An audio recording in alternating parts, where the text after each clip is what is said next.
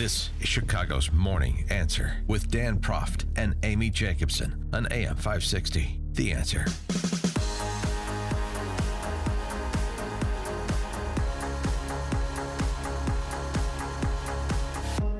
Top of the morning, Dan and Amy. President Obama, former President Obama at Rice University. A little confab with James Baker, John Meacham, the author, presiding, moderating. And Obama, I know he's the greatest intellect that Western civilization has ever produced, but, you know, he's loath to say it. He lets his friends in the D.C. press corps normally do that, but he's feeling a bit Trumpian these days and wants some plaudits and thank yous for all that he's done that still continues to produce benefits for the American people. Oil production, that stock market. You're welcome. I was extraordinarily proud of the Paris Accords because, look, I know, I know we're an oil country, and we need American energy, and by the way, American energy production. You wouldn't always know it, but it went up every year I was president. Not on federal land. And that whole suddenly America's like the biggest oil producer and the biggest that was me, people. I just want you to. So. Oh yeah, yay! I don't know. Was it? I'll just clap.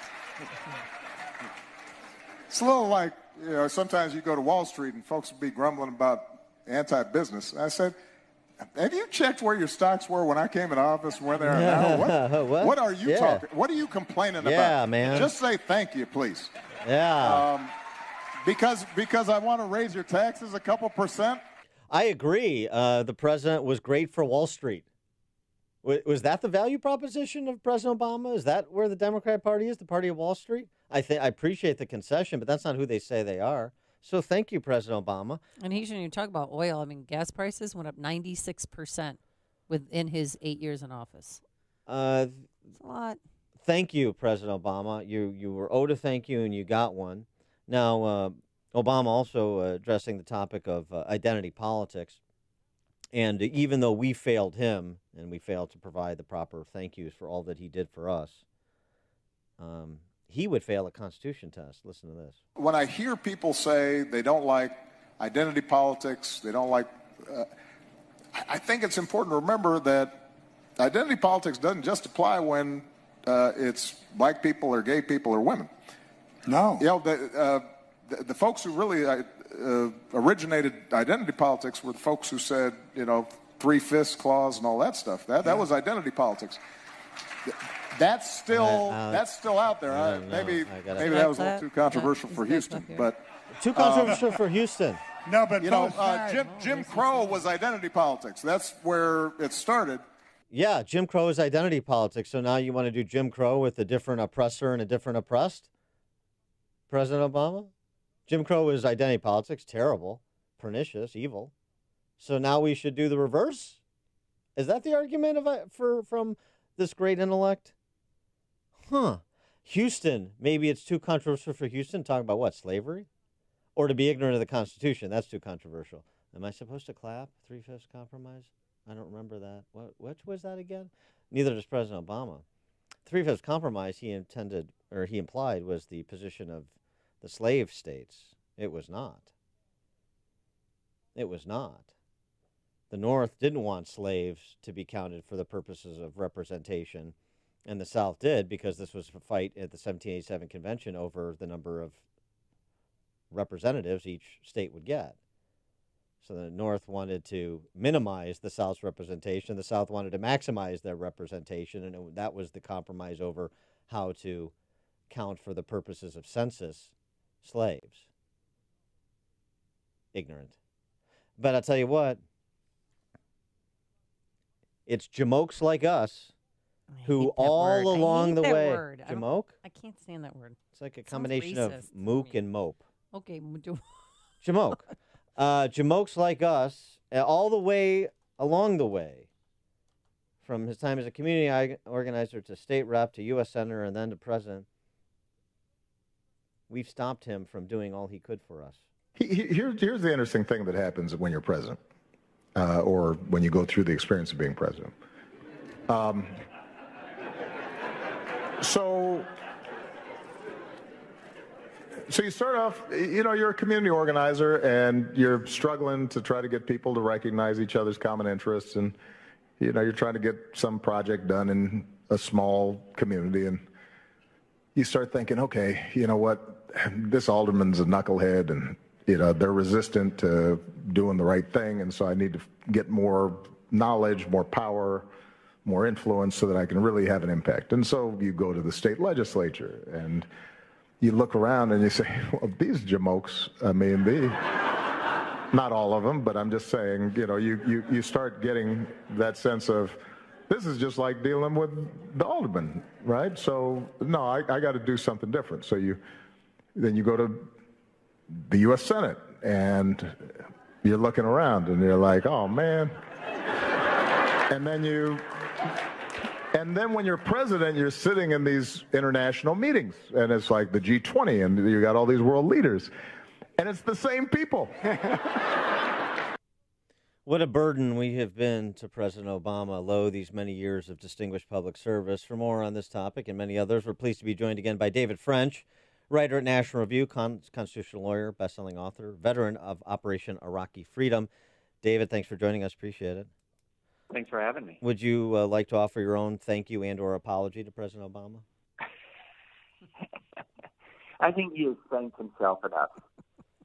All right, well, we'll move on since I took others take the bait. Well, it's sort of basically, a bit of a right here as a Chicago denizen to initiate the review of President Obama. Picking up on something President Obama had to say, though, about identity politics. This continues to be the order of the day in our political discourse. And so we're, after a contentious cycle with a lot of racially charged allegations and contests that were centered around race, even including the last Senate election in Mississippi, where do we go from here with identity politics in terms of the conservative or Republican perspective vis-a-vis the Democrat socialists? Yeah, I think at least for the time being, we're going nowhere but down when it comes to identity politics. So, the Democrats are going into a election cycle where I think you're going to see identity politics wielded as a weapon in their own primary. Heck, you saw it happen as there was an effort to say that the very minor, small-scale insurrection against Nancy Pelosi in the Democrats' own caucus was driven by misogyny, which is absurd. So we're going to see identity politics come into play in the next 2 years in the Democratic primary in a very significant way. We'll see it wielded again, of course, in 2020 in the battle with Trump. I think identity politics, like a number of other dysfunctions in American society, is going to get worse before it gets better. We haven't hit rock bottom yet, and we're going to have to hit rock bottom before we try to figure out another way here. Yesterday, during an interview with the New York Post, President Trump said, when they asked him if he would pardon Manafort, he said it was never discussed, but I wouldn't take it off the table. Why would I take it off the table? Do you think that it would be prudent for him to pardon Manafort at some point in time? No. I mean, Manafort there's really at this point no doubt that Manafort committed multiple serious federal crimes. The only reason to pardon Manafort would be to help him or reward him for resisting further efforts to investigate Trump.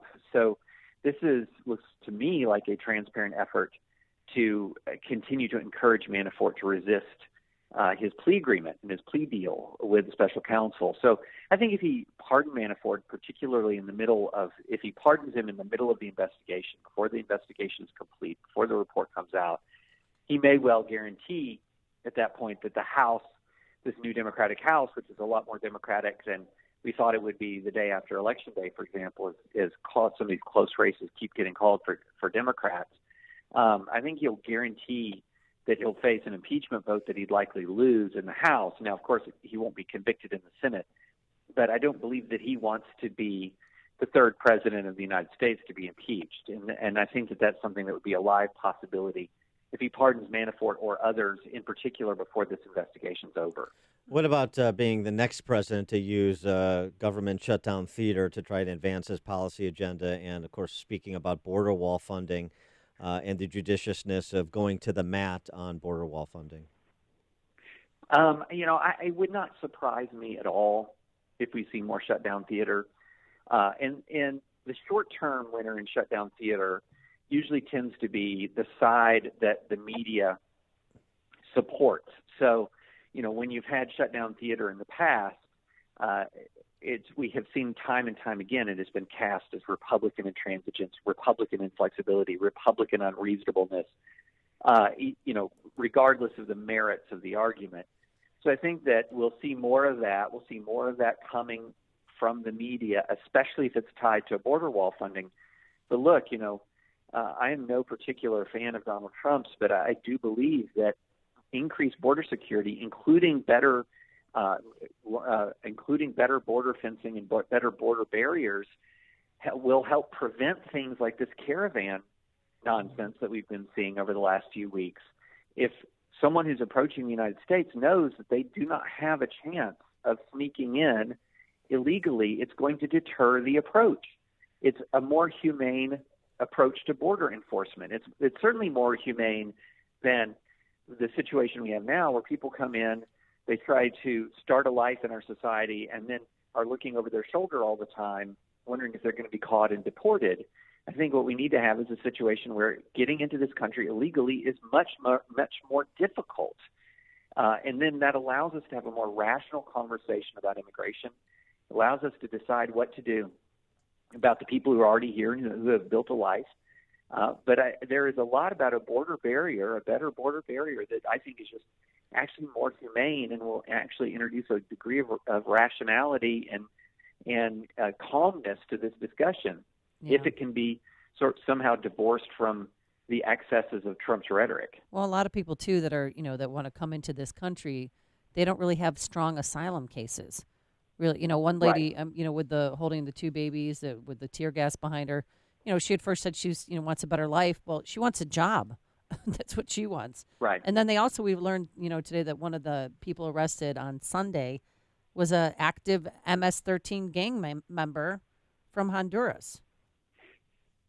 Right. I mean, the case for asylum is not, my life is worse in Honduras than it would be in America. That's not an asylum case. An asylum case has to deal with a very specific statutory criteria, a fear of persecution on very specific bases. Now, some people can meet that test. Most people in situations like this caravan cannot. And look, I totally sympathize with a person's desire to seek a better life. I also understand that the United States of America cannot throw open its borders and say, if you want a better life, come here.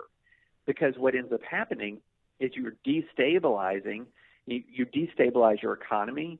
You're going to destabilize, in many ways, you will introduce massive changes in border communities and communities relatively close to the border that are difficult to absorb quickly.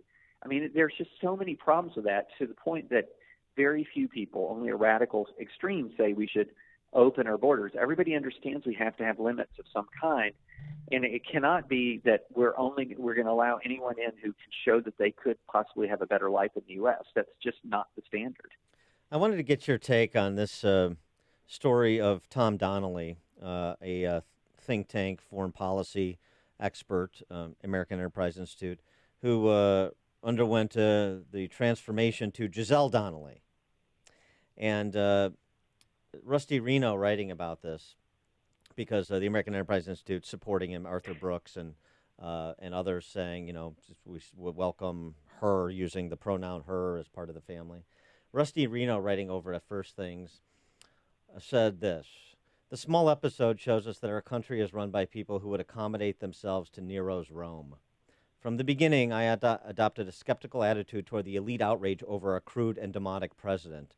The great and the good deride him as beneath the office and unworthy of the role for which they imagine one of their rank better suited. The warm embrace AEI has given to the newly born Giselle Donnelly transgender exhibitionist with a taste for BDSM sex, shows how ridiculous that line has always been.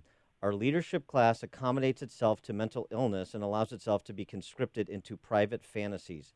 They're the ones unfit to rule. Your reaction?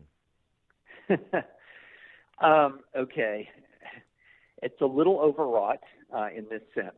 One, I don't look. AEI can manage its own affairs, and if Giselle Donnelly is very effective at the work that Donnelly has been hired to do, then there, in my view, a secular employer, that should be their concern. Is this person effective in the job that they've been hired to do? Now, that's one analysis. The other one is, I think is very legitimate to criticize this embrace that going beyond simply saying we support this employee who is doing a very good job in what they have been hired to do, period, full stop, and then saying, well, and we also support the transition, and we're also going to use these different pronouns, which I believe when you're using these different pronouns, essentially what you're doing is you're using pronouns to say something that's not true. A man cannot become a woman. And so I think that there is a matter of degree here. I completely sympathize. And if I was running a secular organization and an employee transitioned and they're doing a great job in their job, well, by golly, they should be treated equally and the same as any other employee who is performing on the job. They should be evaluated on their on-the-job performance. Now, you're not going to find me, though, celebrating all the different variations of lifestyles that my employees, if I was a boss, might have. And I think that's one of the things that's a little bit dysfunctional about our society is that we're saying it's just not enough to say, hey, whoever you are, from whatever race, gender, sexual orientation, gender identity in this workplace, I'm going to evaluate you on the basis of the job that you do. Increasingly, sort of the cultural progressives are saying, no, it's not just that. We also want you to celebrate. Yes. We also want you to celebrate their identity. And that, I think, that's where you're going too far. Tolerance, acceptance, celebration, synonyms these days. Yes. David French, writer at National Review, constitutional lawyer, best-selling author, and a veteran of Operation Iraqi Freedom. David, thanks as always for joining us. Appreciate it. Thanks so much for having me. And he joined us on our turnkey.pro